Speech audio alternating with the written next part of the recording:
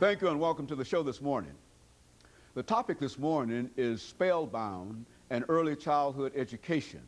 And we're fortunate to have with us the author of Spellbound, Miss MWilliams, who is an author in Nashville, Tennessee, who will not only talk about Spellbound, but she will give us some information relative to early childhood education, having been involved in early childhood education for many years in her own career. And of course, Ms. Williams, let me welcome you to the show this morning. Thank you. And to tell you how delighted, Ms. Williams, we are to have you with us this morning.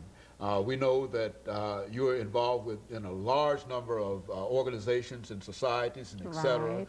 and that you've been involved, and now we know that you are an author. You come to us as an author of a very, very exciting book. Right. As a matter of fact, I'm told that this is a book not written about children, but it's a book for adults, and I can Right. certainly appreciate that. Let's give you an opportunity, first of all, Ms. Williams, before we get into the book in early childhood education, to talk about Ms. MWilliams, to give us some information about your background, your education, and some of the things that were eventually important in leading you to the decision that you ought to write a book. Okay. Well, I come from Lebanon, Tennessee. I was born in Lebanon, Tennessee. I come from a family of 9 children, and I am the 6th child. I had twins under me, and then I had a baby sister that came about 12 years later. One thing I'd like to say that's unique about my family, all the girls are left-handed and all the boys are right-handed. My mother's left-handed, my father right-handed. That's kind of unique. It is. I finished school from Wilson County High School, and I started really acting when I was in about the 5th grade. We used to do a lot of dramatic readings and going around pantomime, and I was just a natural-born actress. So, you know, everybody was always calling on me to do something, a lot of comedy acts. And then I finished high school there and went to Tennessee State. And I majored in speech and drama. And of course, a major in speech and drama, you know, you participated in a lot of plays and many other activities related to drama. And when I graduated from Tennessee State, I started teaching, of course. And I started teaching in Memphis, Tennessee, and did 1 year. But because we had to go early in the summer, and that they had to stay out of school for a little while to do something. Split session. Was that split session? I think so. Yes, split session. We had to do the split session. So I taught seniors in high school there, 1 year, English and French and so forth. Then I came back to, moved back to Nashville. My husband and I were married then. Moved back to Nashville, and we had 2 girls. And we have 2 girls now. And then I started teaching in a religious school at Nashville Christian Institute, taught there for 5 years, and then started with Metro. Started teaching 6th graders, and I went back to TSU, and I became certified in elementary education. So that's how I moved into elementary education. So the whole time that I have been teaching, I've always been a storyteller. So I've always been able to motivate my children to learn through storytelling. Even though it was told in all the courses that this was useful, I was using it anyway. This was a part of me. So I have been able to, after working with 6th graders, and I came to Aiken and teaching 2nd graders, and I was a reading specialist for a while and worked with the children in the inner city. And all of this that I did with the kids, I was able to get the information over. It didn't matter the background. It didn't matter the amount of money that the parents had. It didn't matter whether they were on welfare or what. They could all get the same information. Methods. Right, the same method, and they would, it may take one child a little bit longer, but that child would finally get it, and they were motivated. And they could remember it through storytelling. So, and I would sometimes shock myself because I could read a story and the whole class would just, you know, Just in awe. spellbound. Spellbound. You know, and I that's could, good. So I said, these kids, and I asked a psychologist, and she said, there's something about your voice.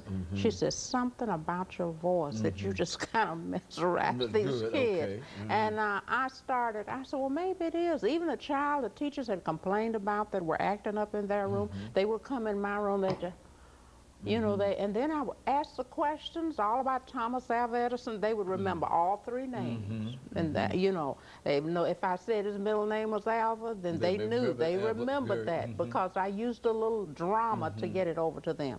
So I decided that later on after I retired, and I taught there for a number of years and used this particular activity to get over to kids. If I was teaching verbs, social studies, it didn't matter. I would use the same thing. That was a method that you used. It was a method that I used. And then I started writing years ago, but I decided to use this method to write a book, and figured that if I started out with the high interest level and low level reading in order to reach all the kids.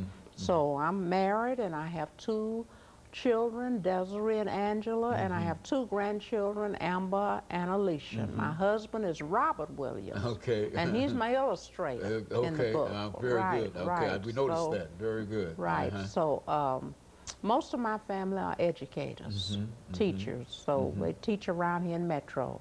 I have one daughter that's teaching and another daughter that's more or less doing some counseling sessions. So we're kind of a family of educators. And so we all kind of work together. I have 2 ports. We have a family group that's called the Writers Group. Very good. So I'm a writer of stories and poetry. My daughter Desiree and Alicia, my granddaughter, poets also.